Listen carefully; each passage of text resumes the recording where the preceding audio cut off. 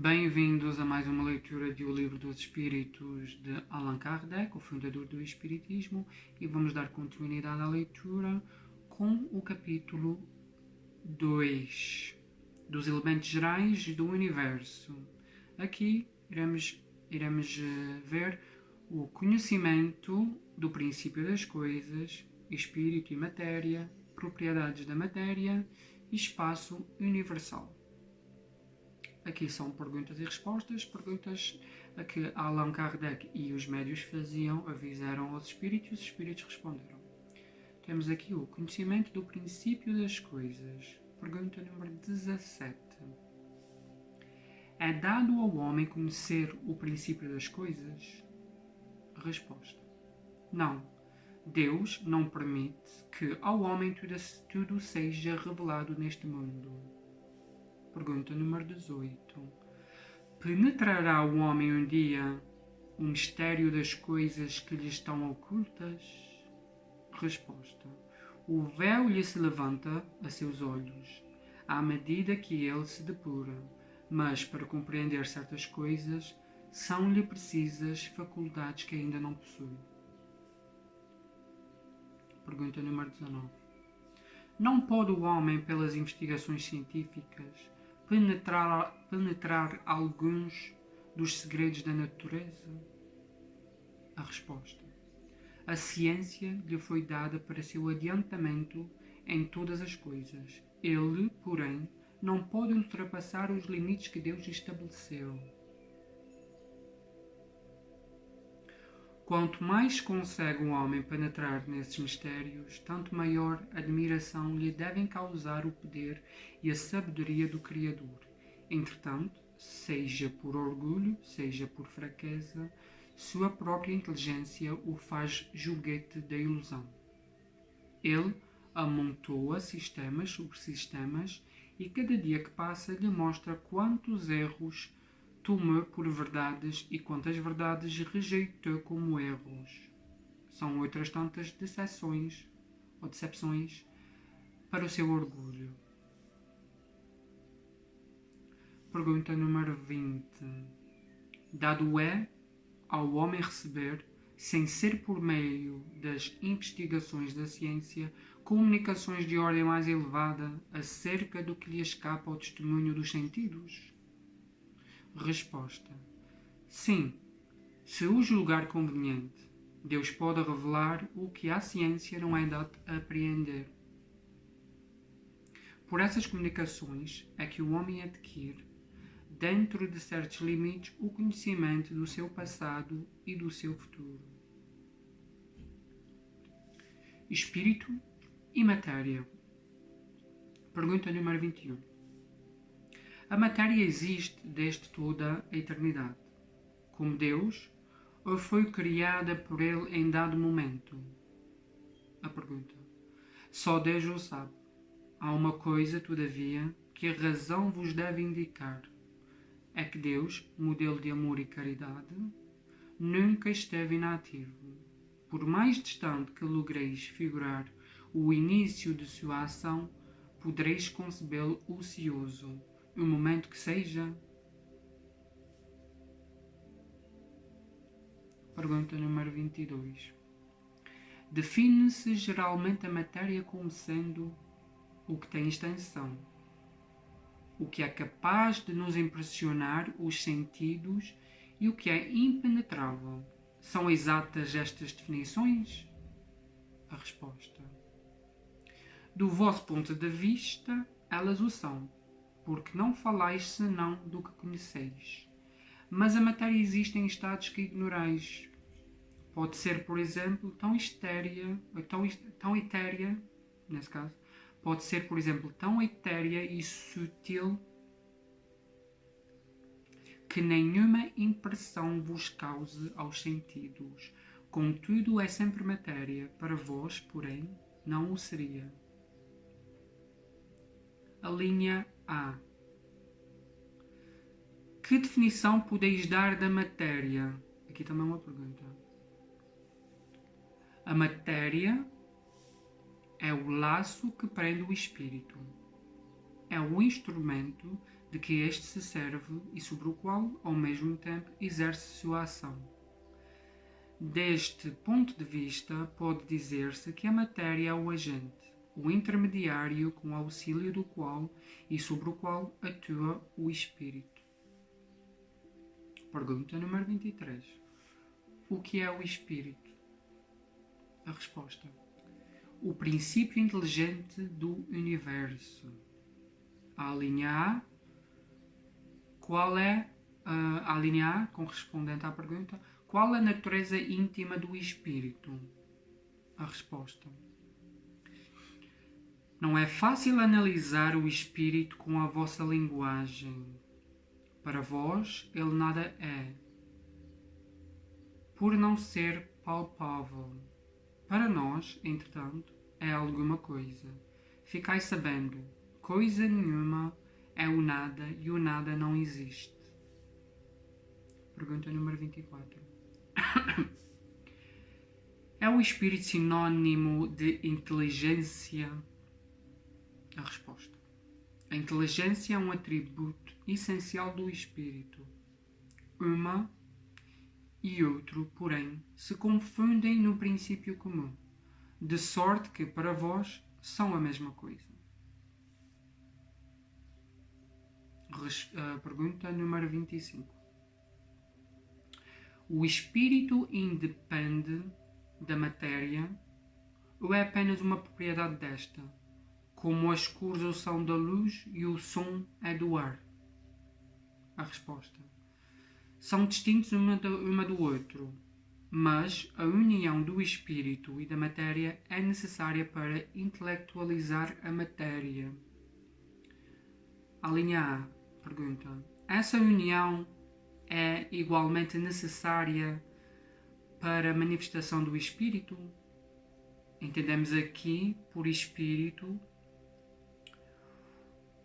o princípio da inteligência, a abstração feita das individualidades que por esse nome se designam. A resposta: é necessária a vós, outros, porque não tendes organização apta a perceber o espírito sem a matéria. A isto não são apropriados os vossos sentidos. A pergunta número 26. Poder-se-á conceber o espírito sem a matéria e a matéria sem o espírito? Resposta: pode-se. É fora de dúvida pelo pensamento. Pergunta número 27. Há então dois elementos gerais do universo, a matéria e o espírito? Resposta: sim, e acima de tudo Deus, o Criador, o Pai de todas as coisas. Deus, espírito e matéria constituem o princípio de tudo o que existe, a Trindade Universal. Mas ao elemento material se tem que juntar o fluido universal, que desempenha o papel de intermediário entre o espírito e a matéria propriamente dita, por demais grosseira, para que o espírito possa exercer a ação sobre ela. Embora, de certo ponto de vista, seja lícito classificá-lo com o elemento material, ele se distingue deste por propriedades especiais. Se o fluido universal fosse positivamente matéria, razão não haveria para que também o espírito não o fosse. Então, colocado entre o espírito e a matéria, é fluido, como a matéria e suscetível pelas suas inumeráveis combinações com esta e sob a ação do espírito de produzir a infinita variedade das coisas de que apenas conheceis uma parte mínima. Esse fluido universal, ou primitivo, ou elementar, sem o qual a matéria estaria em perpétuo estado de divisão e nunca adquiriria as qualidades que a gravidade lhe dá. A linha A pergunta: esse fluido será o que designamos pelo nome de eletricidade? Resposta. Dissemos que ele é suscetível de inúmeras combinações. O que chamais fluido elétrico, fluido magnético, são modificações do fluido universal, que não é propriamente falado, senão matéria mais perfeita, mais sutil e que se pode considerar independente. Pergunta número 28. Pois que o espírito é, em si, alguma coisa, não seria mais exato e menos sujeito à confusão dar aos dois elementos gerais as designações de matéria inerte e matéria inteligente? Resposta. As palavras pouco nos importam. Compete-vos a vós formular a vossa linguagem de maneira a vos entenderdes. As vossas controvérsias provem, quase sempre, de não vos entenderdes acerca dos termos que empregais, por ser incompleta a vossa linguagem para exprimir o que não vos fere os sentidos. Um facto patente domina todas as hipóteses. Vemos matéria destituída de inteligência e vemos um princípio inteligente que independe da matéria. A origem e a conexão destas duas coisas nos são desconhecidas. Se promanam ou não de uma só fonte, se há pontos de contato entre ambas, se a inteligência tem existência própria, ou se é uma propriedade, um efeito, se é, mesmo conforme a opinião de alguns, uma emanação da divindade, ignoramos. Elas se nos mostram como sendo distintas. Daí o considerarmos-las formando os dois princípios constitutivos do universo.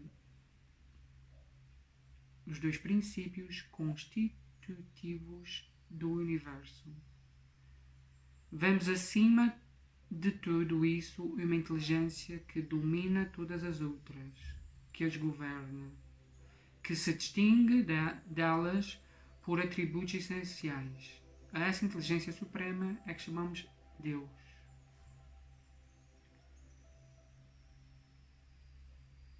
Propriedade da matéria. Pergunta número 29. A ponderabilidade é um atributo essencial à matéria? A resposta. Da matéria como a entendes, sim. Não, porém, da matéria considerada como fluido universal.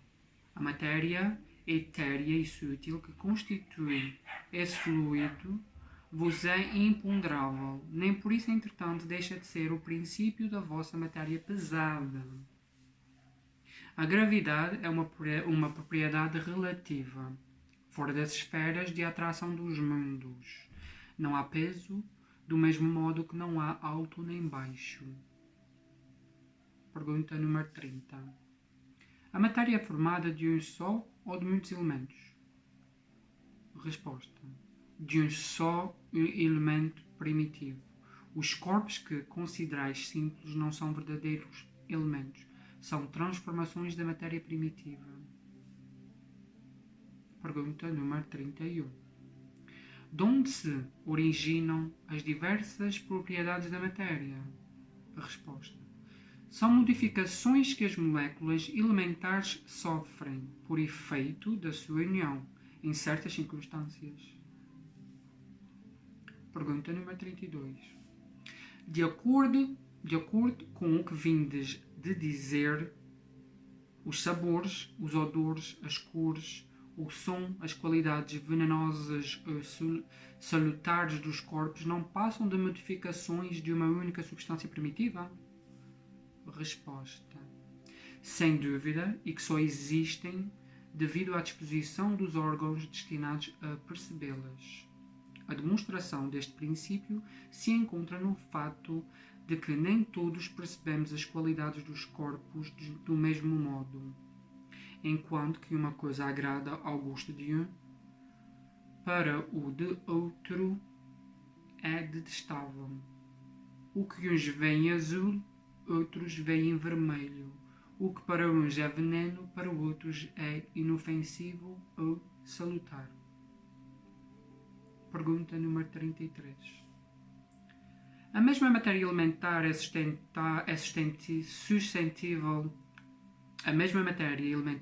suscetível de experimentar todas as modificações e de adquirir todas as propriedades?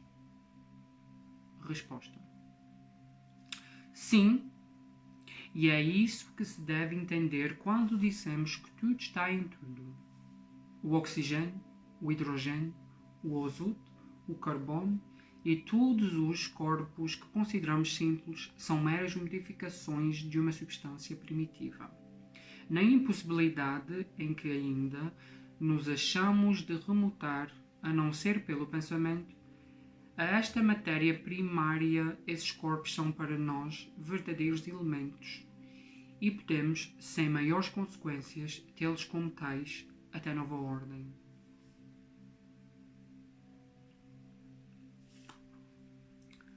Temos aqui a linha A.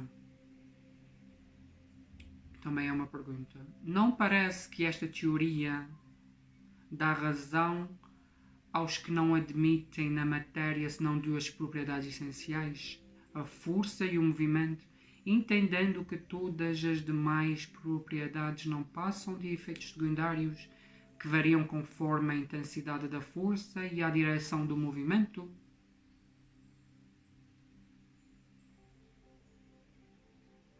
Resposta: é acertada essa opinião. Falta somente acrescentar e conforme a disposição das moléculas, como mostra, por exemplo, um corpo opaco que pode tornar-se transparente e vice-versa.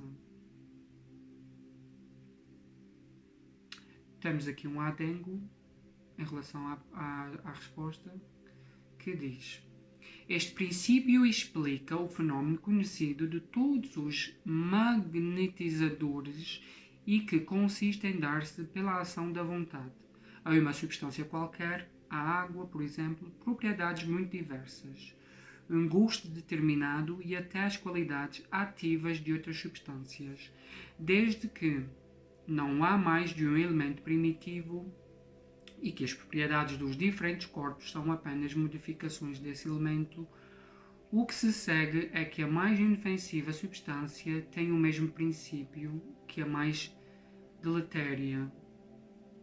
Assim, a água, que se compõe de uma parte de oxigênio e duas de hidrogênio, se torna corrosiva, duplicando-se a proporção do oxigênio. Se torna corrosiva duplicando-se a proporção do oxigênio. Transformação análoga se pode produzir por meio da ação magnética dirigida pela vontade. Dando continuidade, pergunta número 34. As moléculas têm forma determinada? A resposta: certamente as moléculas têm uma forma, porém não sois capazes de apreciá-la. A linha A tem uma pergunta. Essa forma é constante ou variável? A resposta: constante a das moléculas elementares primitivas, variável a das moléculas secundárias, que mais não são do que aglomerações das primeiras, porque o que chamais molécula longe ainda está da molécula elementar. Espaço universal. Pergunta número 35. O espaço universal é infinito ou limitado? Resposta: infinito. Supõe-no limitado que haverá para lá de seus limites. Isto te confunde a razão? Bem, eu sei, no entanto, a razão te diz que não pode ser de um outro modo. O mesmo se dá com o infinito em todas as coisas. Não é na pequenina esfera em que vos achais que podereis compreendê-lo. Supondo-se um limite ao espaço, por mais distante que a imaginação o coloque, a razão diz que, além desse limite, alguma coisa há e assim gradativamente até ao infinito, porquanto, embora essa alguma coisa fosse o vazio absoluto, ainda seria o espaço. Pergunta número 36. O vácuo absoluto existe em alguma parte no espaço universal? O vácuo absoluto existe em alguma parte no espaço universal? Resposta: não, não há o vácuo. O que te parece vazio está ocupado por matéria que te escapa aos sentidos e aos instrumentos.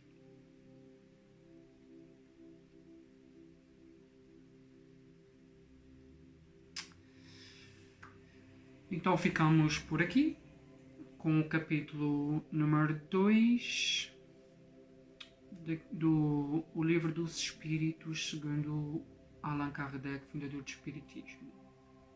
Vemo-nos na próxima leitura.